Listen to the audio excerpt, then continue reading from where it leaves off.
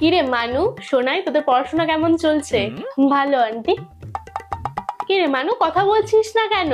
আর বলো না, ও না এরকমই, শুধু ঝগড়া করতেই জানে আর কিচ্ছু জানে না, সারাদিন শুধু ঝগড়া করে। না মানু, ঝগড়া করা কিন্তু একদম ভালো না, একদম ঝগড়া করবে না।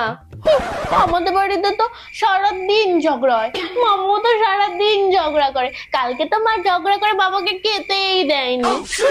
শোনাই, আমি যে ক্ষীরটা বানিয়ে এনেছি না, ওটা কিন্তু খেয়ে নিস। কেন এনেছো আন্টি?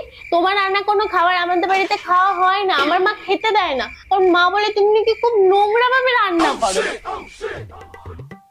আচ্ছা শোনাই, তোর মাকে যে শাড়িটা দিয়েছিলাম, তোর মা পরেছে শাড়িটা? ভালো লেগেছে মায়ের? না না আন্টি, মায়ের ওটা একদমই পছন্দ হয়নি। মা বললো কি বিচ্ছিরি চয়েস। আমাদের বাড়িতে যে কাজের লোকটা কাজ করে, মা বললো পুজোর সময় ওকে ওই শাড়িটা দিয়ে দেবে। চুপ কর বোন।